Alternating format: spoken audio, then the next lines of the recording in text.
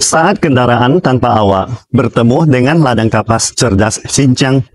Xinjiang bukan main-main guys. Apa yang kamu pikir cuma ada di film fiksi ilmiah, sekarang jadi kenyataan. Dari bus sampai supir, drone bertani otomatis, sampai truk tambang raksasa yang dikendalikan AI. Semua sudah beroperasi di Xinjiang. Keren kan? Masa depan sudah ada di sini. Tampaknya Beijing mau ciptakan Xinjiang sebagai kota futuristik seperti Shenzhen kedua di China. Apakah ini inovasi luar biasa atau awal dari dunia tanpa manusia? Xinjiang hari ini tampaknya telah menjadi pemain hardcore di padang teknologi. Pemerintah pusat Beijing menggunakan teknologi hardcore untuk mendefinisikan ulang kecepatan modernisasi Xinjiang. Beijing mengubah yang mustahil menjadi kenyataan. Tahukah Anda mengapa Beijing sedang mempercepat kemakmuran rakyat Xinjiang? Xinjiang yang GDP-nya hampir menyamai Argentina, sering menjadi sasaran provokasi Barat karena berbagai faktor geopolitik, ekonomi, dan ideologi. Negara-negara Barat, terutama negara-negara seperti AS dan boneka sekutunya, sering menuduh China melakukan pelanggaran hak asasi manusia terhadap etnis Uighur di Xinjiang. Mereka sengaja menciptakan berbagai hoax tentang camp pelatihan kejuruan dan pengawasan ketat sebagai penindasan dan sebagainya, sehingga menciptakan kesan jelek kaum muslim dunia, termasuk Indonesia, terhadap China. Namun, kenyataannya, pemerintah Beijing berhasil memberantas ekstremisme yang secara diam-diam didanai AS dan Turki, dan meningkatkan kesejahteraan masyarakat di sana. Perlu diketahui, Xinjiang adalah titik kunci dalam proyek Belt and Road Initiative (BRI) yang menghubungkan China dengan Asia Tengah, Timur Tengah, dan Eropa. Negara-negara Barat, terutama AS, melihat BRI sebagai ancaman terhadap dominasi ekonomi global mereka. Dengan berbagai upaya mendiskreditkan situasi di Xinjiang, mereka berusaha menghambat pengaruh China di kawasan.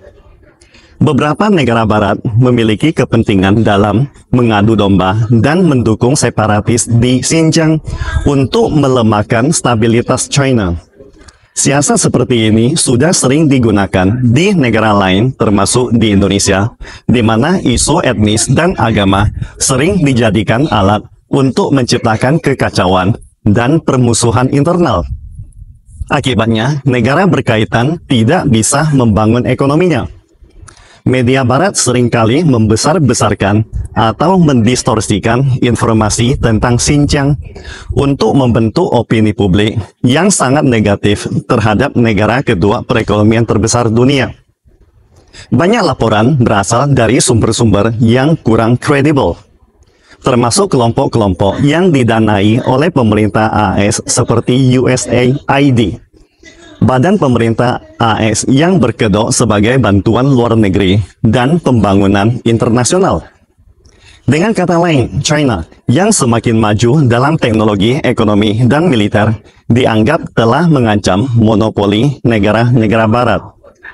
Dengan mengangkat isu Xinjiang yang mayoritas beragama Islam, mereka berusaha menciptakan hambatan bagi pertumbuhan China, serta membentuk opini global yang lebih anti-China. Secara keseluruhan, provokasi terhadap Xinjiang bukanlah sekedar soal HAM, tetapi lebih merupakan bagian dari strategi besar AS untuk membendung kebangkitan China di dunia. Jadi, bagi mereka yang pernah pergi ke Xinjiang pasti akan terkejut dengan modernisasi Xinjiang. Mereka hidup makmur dan jauh lebih kaya daripada mayoritas negara Islam di dunia. Misalnya, banyak jalanan di Xinjiang akan dikejutkan oleh minibus yang bisa membaca pikiran. Pada tanggal 21 Maret, kendaraan tanpa awak tingkat level L4 pertama di seluruh Xinjiang resmi beroperasi. Tanpa setir, kendaraan ini mengandalkan LiDAR plus jaringan 5G untuk mendeteksi lingkungan sekitar, bahkan bisa memprediksi lampu merah dari jarak 50 meter. Pengalaman naiknya seperti masuk kapsul luar angkasa. Kursi melingkar, Layar elektronik rute perjalanan otomatis berhenti saat ada pejalan kaki. Tampaknya para supir bus siap-siap kehilangan pekerjaan nih. Di kota Tumu Shuke, 1 juta hektar ladang kapas kini dikelola oleh drone pertanian. 300 hektar hanya butuh 1,5 jam untuk desemprot pestisida. 10 kali lipat lebih cepat dari metode tradisional.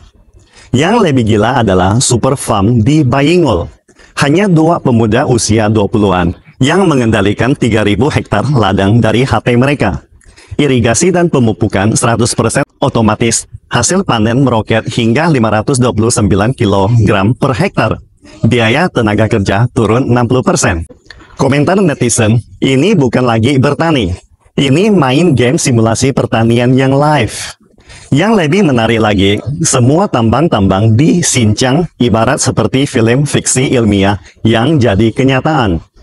Sebagai contoh, di Chuntung, 500 truk tambang tanpa awak beroperasi 24/7. Bahkan truk listrik berbobot 100 ton bisa otomatis mengalah jika ada kendaraan manusia di jalurnya. Di Ili, berkat revolusi teknologi, tambang kini penuh dengan truk, eskavator, dan loader otomatis yang bekerja bersama. Para pekerja tambang manusia dari buruh kasar kini jadi pekerja kantoran. Mereka cukup duduk di ruang kontrol seluruh tambang dalam genggaman. Belum lagi perubahan menakjubkan kehidupan futuristik di kota Karamai. Misalnya, jika Anda ingin cek asuransi dan buat dokumen, cukup panggil polisi AI kecil. Atau CT scan lebih cepat dari dokter di rumah sakit. Atau AI guru di sekolah bisa bikin rencana pelajaran otomatis. Dan bahkan cheating di ujian pun tak bisa lolos dari sistem pengawas pintar. Dan yang paling keren, Changji High Tech Zone punya platform AI yang memungkinkan petugas mengurus ribuan masalah komunitas hanya dari satu layar. Data yang bekerja bukan manusia, guys. Ketika menelusuri lebih jauh, ternyata teknologi energi akhir muncul di Urumqi. Berbagai truk ekspedisi hidrogen dengan 0 emisi karbon, dengan jangkauan 200 km dalam sekali isi ulang. Bus hidrogen juga mulai diproduksi massal. Ribuan unit segera mengaspal di Xinjiang. Dan pabrik hidrogen hijau 10.000 ton juga telah dibangun di Taxihe Industrial Park. Sampai banyak netizen global berkomentar, teknologi ini terlalu gila, membuat CPU saya sampai overheating. Kesimpulannya, teknologi futuristik kini merasuk ke setiap sudut kehidupan di Xinjiang. Inilah Xinjiang di tahun 2025. Dari angkutan umum tanpa awak, peternakan otomatis, hingga teknologi AI yang mengurus kehidupan sehari-hari. Ini bukan sekedar inovasi. Ini adalah revolusi. Apakah ini gaya hidup masa depan yang Anda impikan? Tulis pendapatmu di kolom komentar. Apakah kamu excited atau khawatir? Jangan lupa like and share supaya lebih banyak orang tahu masa depan Xinjiang ini ya.